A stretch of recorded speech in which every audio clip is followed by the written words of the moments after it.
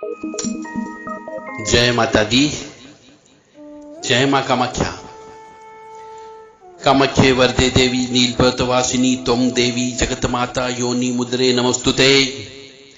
कामाख्ये काम संपन्ने कामेश्वरी हर प्रिय काम नाम देहि में नित्यम कामेश्वरी नमस्तुते।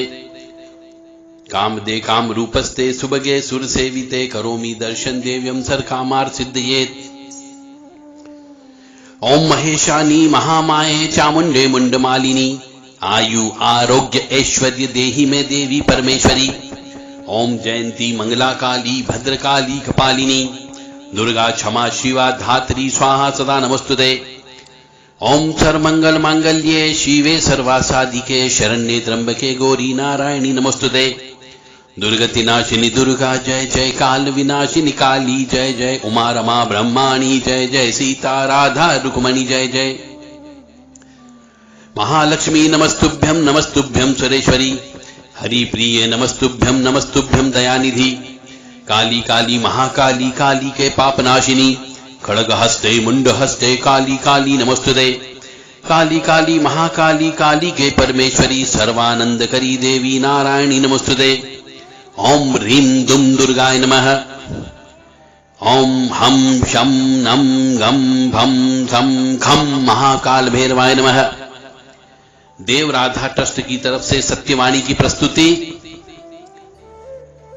पूर्णिमा और अमावस्या का रहस्य। रहस्यमय ज्ञान की कड़ी में एक पर्दा और खोलते हैं और आपको रहस्यमय ज्ञान की बहती हुई गंगा में लेकर के चलते हैं। हमारे सनातन हिंदू धर्म के अनुसार पूर्णिमा व अमावस्या और ग्रहण के रहस्य को कई बार उजागर किया गया है। कई वर्षों में कई महत्वपूर्ण दिन और कई महत्वपूर्ण रात में इस धरती पर जो मानव रहता है उस मानव के मन पर बहुत गहरा असर पड़ता है। उनमें से कुछ माह ऐसे होते हैं जिनमें बहुत ज्यादा असर पड़ता है।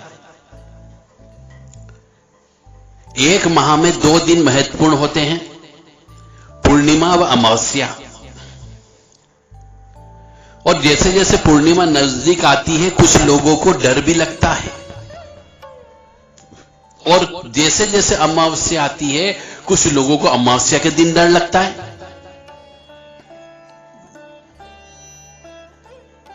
और अधिकांश मनुष्य को अमावस्या के दिन ज्यादा डर लगता है क्योंकि अमावस्या के दिन जो है काली रात होती है। उस दिन नकारात्मक शक्तियों का प्रभाव बहुत ज्यादा होता है और कईयों के श्री मुख से हमने सुना भी है कि साहब अमावस्या की रात को हमारे शरीर पर नीले निशान पड़ जाते हैं। अमावस्या की रात को आकर के कोई हमारी छाती पर बैठ जाता है। अमावस्या को घबराहट बहुत ज्यादा होती है।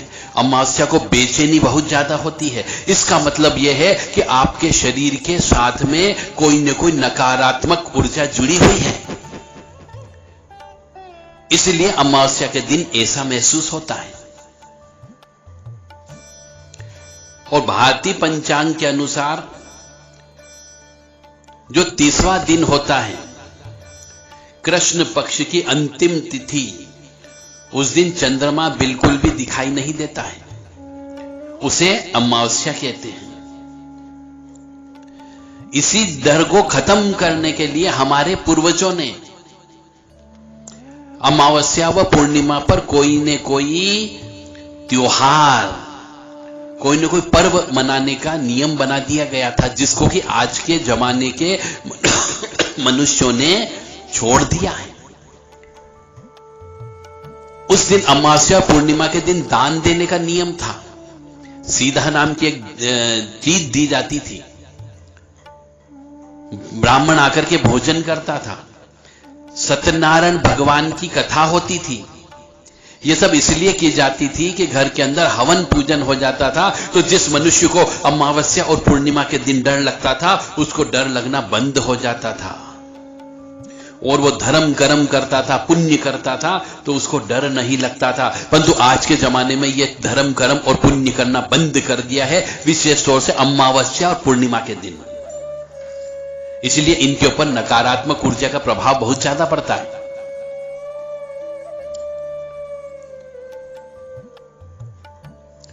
धरती के अनुसार जैसा कि मैंने बताया कि दो प्रकार की शक्तियां होती हैं, एक राक्षसी प्रवृत्तियां होती, एक देवत्व प्रकृतियां होती है। इसी प्रकार से सकारात्मक ऊर्जा होती है और नकारात्मक ऊर्जा होती है, और इसी प्रकार से एक दिन होता है, एक रात होती है, एक अच्छा होता है, एक बुरा होता है। हमेशा दो चीज हमेशा चली है, और धरती पर इन दोनों तरह की शक्तियों का वर्चस्व सदा से रहता आया है। और कुछ शक्तियां ऐसी भी होती हैं जो संध्या बेला के समय पे, यानी जो दिन और रात के बीच होता है, जिसको संध्या बेला बोलते हैं, गोधूली बेला बोलते हैं, उस समय पर भी कुछ शक्तियां बहुत ज्यादा शक्तिशाली होती हैं। और उन बीच की शक्तियों में दिन और रात दोनों के गुण होते हैं। जैसे कि 3 प्रकार की आत्माएं होती हैं, एक अच्छी आत्मा होती है, एक बुरी आत्मा होती है, और एक बीच की होती है जो ना अच्छी होती है ना बुरी होती है।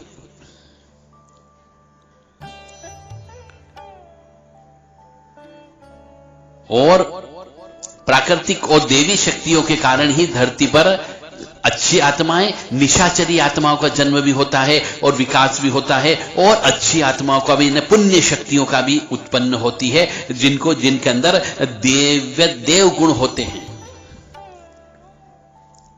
और कुछ आत्माएं ऐसी होती जिनमें दैत्यों के गुण होते हैं। और यदि वर्ष के अनुसार चले तो एक उत्तरायण होता है, एक दक्षिणायन होता है, और माह के अनुसार चलते हैं तो एक शुक्ल पक्ष होता है और एक कृष्ण पक्ष होता है। तो शुक्ल पक्ष में देव किस्म की आत्माएं अधिक सक्रिय रहती है, और कृष्ण पक्ष में निकृष्ट किस्म की आत्माएं अधिक शक्तिशाली हो जाती है। परंतु दक्षिणायन भी हो और कृष्ण पक्ष भी हो, उस समय पितृ आत्माएं और दैत्य आत्माएं या फिर प्रेत आत्माएं ज्यादा सक्रिय रहती है। इसीलिए कुछ लोग जो अच्छा कार्य करते हैं वो लोग धार्मिक और मांगलिक कार्यक्रम रात को नहीं करते, और जो दूसरे किस्म के मनुष्य होते हैं वह रात को ही धार्मिक कार्यक्रम और मांगलिक कार्यक्रम करते हैं।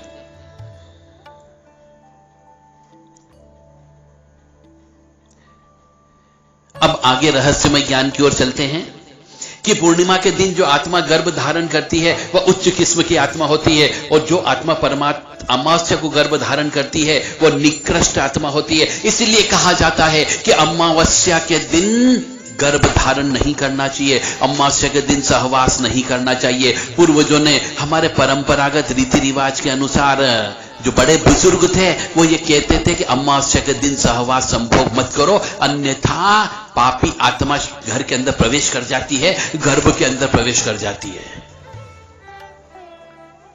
परंतु इस कलयुग में कौन मानता है, और जो नहीं मानते हैं वो कष्ट भुगत रहे हैं, उनके शरीर पर नकारात्मक ऊर्जा का वास हो गया है। और फिर कहते हैं किसी ने तांत्रिक क्रिया कर दी, किसी ने हमारे ऊपर प्रेत छोड़ दिया, कोई कहता हमारे पास जिन जिन्नात छोड़ दिए। गलती आपने स्वयं ने की है, और दोष अपने परिवार पर लगाते हो, आस पड़ोसी पर लगाते हो, सामने वाले पर लगाते हो, या फिर अपने शत्रुओं पर लगाते हो, या फिर इस प्रकार की बात के अंदर जो ओघड़ लोग होते हैं, अघोरी लोग होते हैं, तांत्रिक लोग होते हैं, गुनिया लोग होते हैं, भोपा कह लीजिए, भगत लोग कह लीजिए, ये बदनाम होते हैं। इसलिए मैं बार बार कहता हूं कि विशेष तीज त्योहार के दिन, व्रत उपवास के दिन सहवास संभोग नहीं करना चाहिए, क्योंकि उस दिन भोग लेने के लिए बहुत सी अतृप्त आत्माएं, निकृष्ट आत्माएं वो हमेशा भ्रमण करती रहती है और देखती है कहां पर भोग विलास हो रहा है, वहां पर वो पहुंच करके भोग लेना चालू कर देती है। दक्षिणायन का मतलब होता है देवशयन, यानी चौमासे का समय, उस समय पे साधना भी नहीं करनी चाहिए और नहीं कोई सिद्धि का प्रयास करना चाहिए। आजकल तो सिद्धियां ऐसे बटती हैं जैसे रेवड़ियां बट रही हो। इस दक्षिणायन में व कृष्ण पक्ष में गर्भ धारण भी नहीं करना चाहिए, अन्यथा गर्भ के अंदर निकृष्ट किस्म की आत्माएं आती है। अब और रहस्यमय ज्ञान की ओर अंदर चलते हैं तो पूर्णिमा के आसपास मनुष्य आत्महत्या ज्यादा करता है। पूर्णिमा की रात को मन बेचैन क्यों रहता है? वो इसी वजह से रहता है कि पूर्णिमा की रात मन इसलिए बेचैन रहता है क्योंकि हमारे शरीर के अंदर 70% पानी है और चंद्रमा बहुत प्रबल अवस्था में रहता है। उसकी चुंबकीय शक्ति, मनुष्य के अंदर की चुंबकीय शक्ति जो पानी है उसको खींचने का प्रयास करती है। इसीलिए पूर्णिमा के दिन ज्वार भाटा आता है समुद्र के अंदर, क्योंकि चंद्रमा की चुंबकीय शक्ति पानी को अपनी ओर खींचती है। और चांद का संबंध धरती के जल से है, और जिसके शरीर के अंदर चंद्रमा कमजोर होता है जन्म नक्षत्र के अनुसार, उसके अंदर उसकी मस्तिष्क की ध्वनियां जो है चंद्रमा से कनेक्ट होती है और उसके अंदर बेचैनी उत्पन्न हो जाती है। और जब बेचैनी ज्यादा उत्पन्न हो जाती है तो मनुष्य आत्महत्या करने के लिए चल पड़ता है। इसीलिए आप देखो, एक रिसर्च करो, एक स्टडी करो कि अधिकतर आत्महत्याएं जो है पूर्णिमा के आसपास ज्यादा होती है। और पूर्णिमा के दिन चंद्रमा का प्रभाव काफी तेज होता है। शरीर के अंदर की रक्त में जो न्यूरॉन सेल्स क्रियाशील ज्यादा हो जाते हैं, इसलिए शरीर ज्यादा उत्तेजित व भावुक रहता है। और प्रत्येक पूर्णिमा को ऐसा होता है और व्यक्ति का भविष्य भी उसी के अनुसार बनता और बिगड़ता रहता है। दिमाग का नियंत्रण शरीर पर कम और भावना पर ज्यादा केंद्रित हो जाता है पूर्णिमा के दिन। ऐसे व्यक्तियों पर चंद्रमा का प्रभाव गलत दिशा लेने वाला होता है। इस कारण पूर्णिमा का व्रत रखने का नियम बनाया गया था। पूर्णिमा के दिन कहते हैं और अमावस्या के दिन, दोनों दिन कहते हैं शराब नहीं पीना चाहिए। और शराब क्यों नहीं पीना चाहिए? क्योंकि उस दिन भी ये अतृप्त आत्माएं आकर के शराब पीती है, इंतजार करती है कि कौन मनुष्य शराब पी रहा है, तुरंत उसके शरीर के अंदर प्रवेश कर जाती है और शरीर के साथ रहने लगती है और इस प्रकार से उसके ऊपर प्रेत बाधा लग जाती है। इसीलिए कहते हैं कि पूर्णिमा के दिन और अमावस्या के दिन तामसिक वस्तुओं का भोजन भी नहीं करना चाहिए, शराब से दूर रहना चाहिए, नशे से दूर रहना चाहिए, नहीं तो इसका दुष्परिणाम मनुष्य को अवश्य भोगना पड़ता है। और मैं तो कहता हूं चतुर्दशी, पूर्णिमा और प्रतिपदा, चतुर्दशी, अमावस्या और प्रतिपदा, इन 3 दिन जो है मनुष्य को न तो मांस खाना चाहिए, न शराब पीना चाहिए और न ही सहवास करना चाहिए। और आत्महत्या कौन करते हैं? वही मनुष्य करते हैं जो चंद्र ग्रहण में उत्पन्न होते हैं या अमावस्या को उत्पन्न होते हैं या दक्षिणायन में कृष्ण पक्ष में उत्पन्न होते हैं, काल सर्प से दोष से युक्त होते हैं, मानसिक होते हैं और राहु शनि की युक्ति उनकी जन्म पत्रिका में होती है। चंद्र ग्रहण के आसपास मनुष्य अधिक आत्महत्या करता है क्योंकि उन्हें डिप्रेशन की बीमारी भी उन्हीं को होती है जिनका चंद्रमा कमजोर होता है। और चंद्रमा कमजोर होने पर आत्मा कमजोर होती है, मन कमजोर होता है। और पूर्णिमा के दिन चंद्रमा अपनी पूर्ण अवस्था में होता है, उसमें चुंबकीय शक्ति की वजह से मनुष्य की भावनाएं उथल पुथल होती है, जिसके वजह से मनुष्य के शरीर में दूसरी आत्मा प्रवेश कर जाती है और वह उस मनुष्य को आत्महत्या करने के लिए प्रेरित कर देती है। और जिस मनुष्य को अमावस्या के आसपास या चतुर्दशी के आसपास या प्रतिपदा के दिन शारीरिक तकलीफ ज्यादा रहती है, उनके ऊपर निकृष्ट किस्म की आत्माओं का प्रभाव रहता है। यह एक सिम्टम है। जिन मनुष्यों के ऊपर पूर्णिमा के आसपास शारीरिक तकलीफ होती है, उनके ऊपर उनके कुल देवी देवता का शाप रहता है या अच्छी आत्माओं का प्रभाव होता है। पितृ या प्रेतों का प्रभाव अमावस्या को ही अधिक होता है। और जहां पर आपने मांगलिक कार्यक्रम करने की सोची या सोच रहे हैं या करने जा रहे हैं, तो घर के अंदर लड़ाई झगड़ा हो जाता है, और ये लड़ाई झगड़ा अमावस्या वाली यानी निकृष्ट किस्म की आत्माएं कराती है।